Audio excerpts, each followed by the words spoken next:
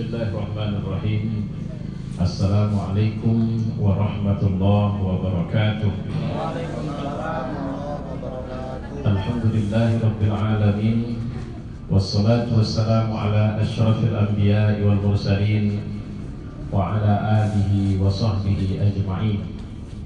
Qala Allah fil Qur'an, a'udzu billahi as-sami'il 'alim minasy syaithanir rajim. Bismillahirrahmanirrahim. Innahum fityatun amanu bi rabbihim wa zidnahum huda. Mereka itulah pemuda yang mereka beriman kepada Rabb mereka, kepada Tuhan mereka, dan ditambahkan kepada mereka petunjuk. Rasulullah sallallahu alaihi wasallam, Inna Allah azza wa jalla la ya'jabu minasy-syabab laysat lahu sabwah. Sesungguhnya Allah subhanahu wa ta'ala kagum kepada anak muda yang tidak ada sifat sabwah padanya. Shadaqallah wa shadaqa rasuluhu wa ba'du. Ayyuhal asatizah, bapak-bapak ustaz, ibu-ibu, dan secara khusus anak-anak saya, para remaja, alhamdulillah pada sore ini kita bertemu dan kita tidak akan lama. Karena biasanya pertemuan yang sore itu kita gagas cuma hanya dari 15 sampai 30 menit saja. Jadi kalau nanti tidak ada pertanyaan, kita bisa pulang lebih cepat. Walaupun datangnya mungkin jauh-jauh ini ya. Baik. Apa yang ingin kita bahas, tapi nanti insya Allah malam kita ketemu lagi dalam forum tabligh akbar kita insya Allah. Yang ingin kita bahas adalah salah satu komponen terbesar dalam pembentukan masyarakat Islam itu adalah anak muda. Dan tetap saja anak muda itu mendapat porsi khusus, perlakuan khusus, baik oleh orang-orang yang mencintai Islam maupun yang ingin menghancurkan Islam. Orang-orang yang ingin menghancurkan Islam, mereka menghancurkan dengan mengambil dan merusak anak-anak muda. Apa yang dirusak? Moralnya. Untuk apa merusak moralnya? Supaya mereka tidak punya perhatian dan rasa cinta kepada agama. Loh, lantas kalau tidak punya rasa cinta kepada agama, apa ruginya? Agama akan tidak terawat. Agama akan kehilangan pesona. Agama akan disingkirkan dari arena kehidupan. Orang-orang akan lebih suka membahas segala sesuatu tanpa memakai agama. Ketika dia menikah, laki-laki memilih perempuan tidak lagi memilih agamanya, tapi wajahnya, cantiknya. Kalau bukan cantiknya, kayanya. Kalau bukan kayanya, dia anak pejabatnya. Kenapa pilihan-pilihannya jadi seperti itu? Karena orang terjebak pada tujuan yang tidak lagi tujuan yang dikenalkan agama. Apa tujuan yang dikenalkan agama? Tujuan untuk mendapatkan ridho Allah, tujuan untuk mendapatkan surga. Kenapa orang tidak tertarik lagi dengan tujuan ridho Allah? Kenapa orang tidak tertarik lagi dengan tujuan surga? Jawabannya, orang mengatakan bahwa ridho Allah itu abstrak. Ridho Allah nggak bisa ngilangin lapar saya. Ridho Allah tidak bisa menyingkirkan kemiskinan saya. Ridho Allah nggak real. Karena apapun ceritanya, kalau saya masuk kerja, maka yang paling penting itu bukan saya itu diridhoin Allah atau tidak, tapi saya punya duit atau punya tulang. Punya duit artinya saya punya segepok duit yang bisa saya berikan untuk menyuap orang. Punya tulang artinya saya punya orang kuat yang bisa membantu saya, yang bisa mendampingi saya, yang bisa memberikan kesempatan saya lulus. Orang semakin tidak peduli dengan agama karena dianggap agama tidak memberikan jalan keluar yang baik.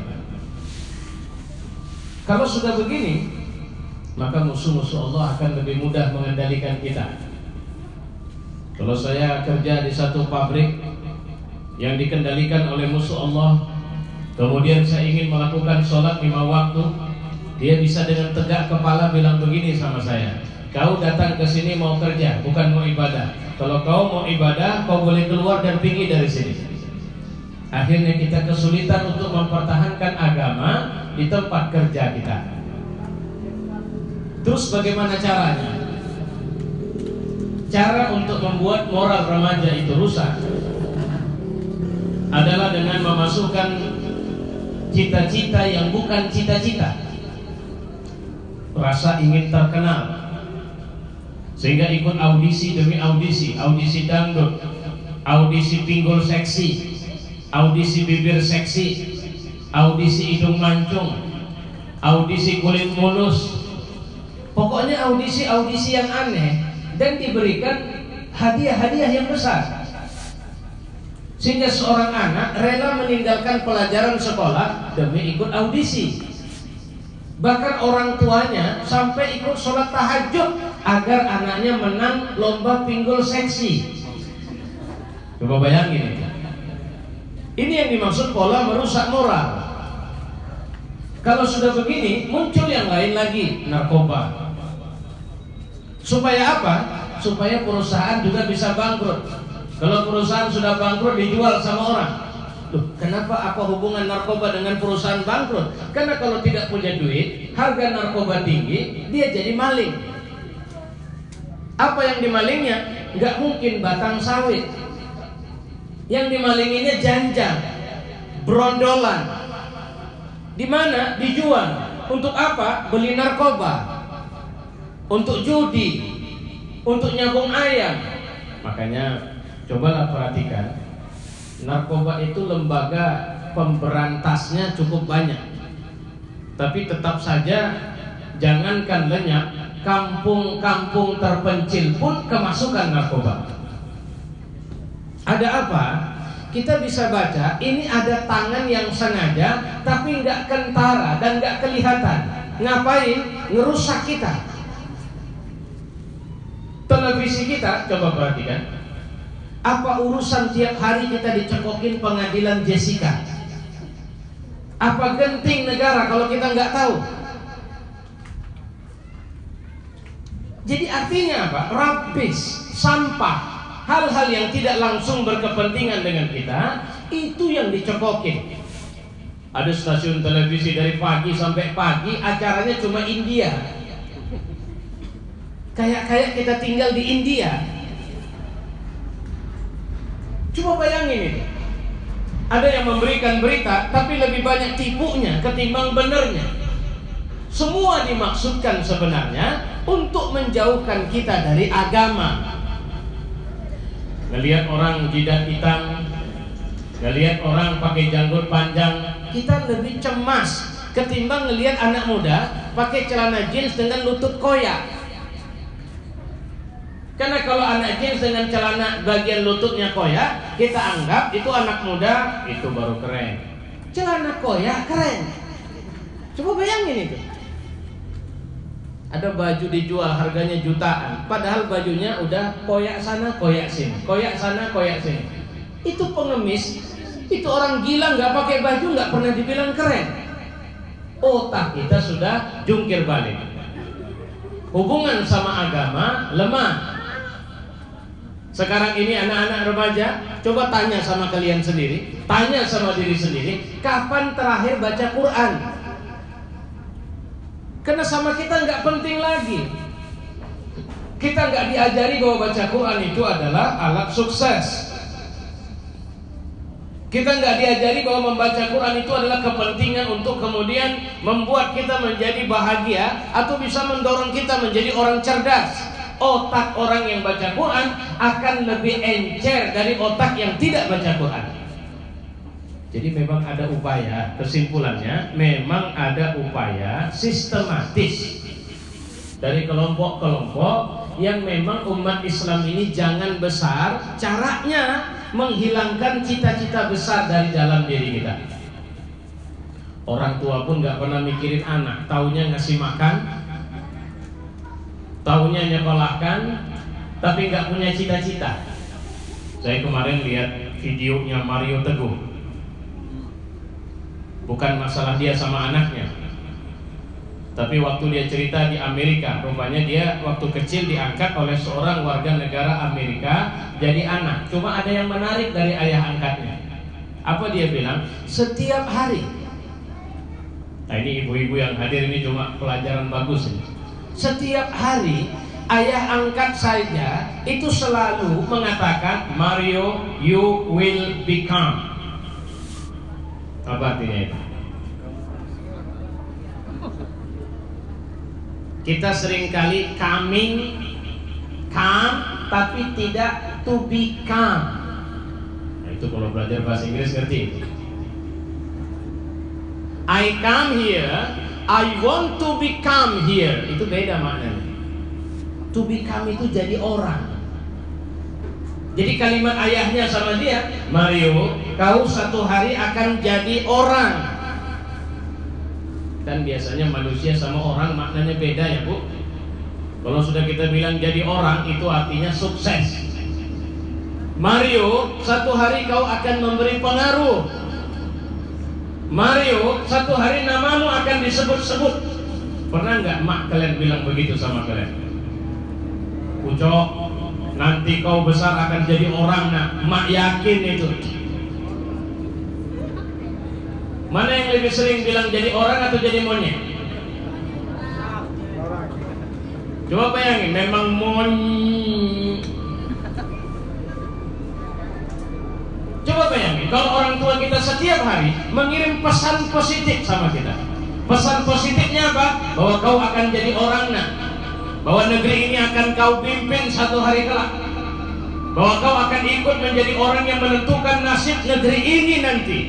Walaupun kau tinggal di sini sekarang, Bapak yakin. Nah, itu dia yang saya bilang pengaruh positif. Malangnya ini tidak ada lagi. Cobalah Indonesia sekarang, kita seperti negeri yang kehilangan cita-cita. Pernah nggak dengar bahwa Indonesia tahun 2050 akan seperti ini? Ada dengar? Lihat di TV? Enggak. Jangankan 2050, 2019 kita kayak mana? Belum ketemu. Tadi sambil jalan kemari saya baca satu artikel, ada 74 janji presiden, calon presiden Jokowi waktu dia masih mau jadi calon presiden. Nah, 74 janji itu 2 tahun berkuasa, masih tinggal 74 lagi yang belum dipenuhi. Coba bayangin itu sama aja nggak ada yang dipenuhi. Makanya bisa nggak dari sini nanti muncul bahwa tahun 2070 akan 70 udah kelamaan ya. Tahun 2050 akan muncul Presiden Republik Indonesia dari kebun sawit langka ini. Wah, masa nengok mukanya dia nggak yakin. Orang ini sendiri nggak yakin. Coba tengok. Begitu saya bilang begitu, mukanya gini. Apa iya? Kan begitu. Jangan pernah tidak meyakini potensi yang kita punya. Saya kemarin lihat video lagi, seorang anak yang umurnya tidak lebih dari 6 tahun, tapi menguasai tidak kurang dari 7 bahasa, Pak. Pertama bahasa Inggris, kemudian bahasa Rusia, kemudian bahasa Arab, kemudian bahasa Jerman, kemudian bahasa Prancis, kemudian bahasa apa satu lagi kemarin? Cina. Dan caranya ya anak-anak lompat sana, lompat sini, ditanyain pakai bahasa Cina, nyambung. Jadi dites, sekian orang ngetes dia dengan bahasa masing-masing. Itu belajarnya di mana? Kita ini sering nggak pede untuk jadi orang pintar, nggak pede untuk jadi orang sukses. Nah, ini contoh nih, saya tunjuk satu orang aja. Ini yang persis yang laki-laki pertama saya nampak. Yakin nggak nanti kalau udah besar jadi menteri di Indonesia? Kayaknya yakin Pak, cuma berat kali itu. Tambahan itu yang nggak sudah. Yakin Pak, cuma berat itu. Nah, beratnya itu yang buat masalah. Yakin Pak, cita-citamu? Belum Pak, tapi setelah Bapak bilang itu cita-citamu, saya buktikan nanti. Harusnya begitu. Indonesia kehilangan ulama. Tidak ada lagi ulama-ulama yang memberikan atau memiliki ilmu yang mendalam, yang bisa berpengaruh pada tingkat nasional. Yang muncul di TV lebih sering artis yang diulamakan. sehingga jadi bahan ejekan. Nah, saya akan muncul sebagai satu ulama. Gitu. Udah paham? Sudah? Alhamdulillah, udah selesai lah kalau begitu. Ya. Nah, kita bacakan hadis ini. Apa yang dimaksud dengan robwah?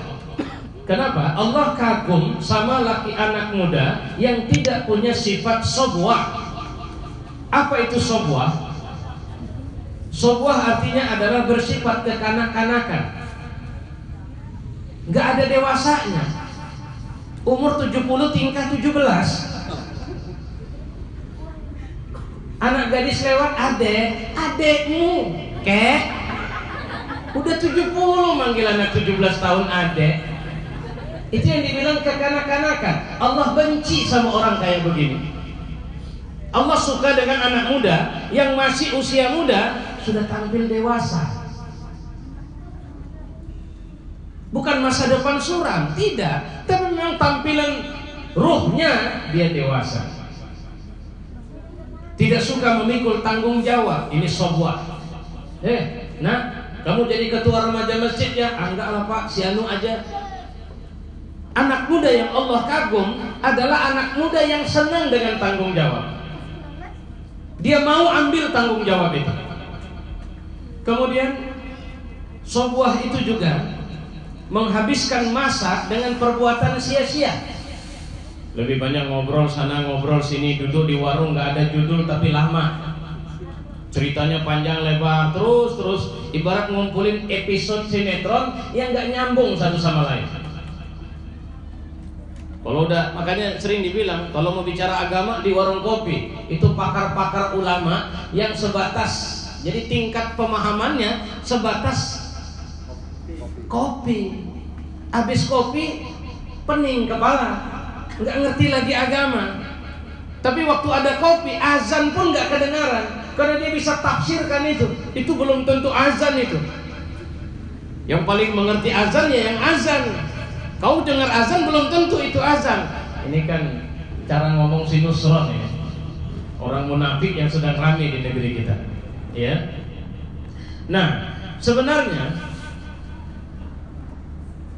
siapa lagi yang disebut dengan orang yang punya sifat sobwah, tidak dapat mengawal emosi dan darah mudahnya, temperamental, menimbulkan masalah, memberikan kesan buruk sama orang, suka menarik perhatian orang dengan menunjukkan sifat-sifat sok keren, playboy, kelas kampung istilahnya.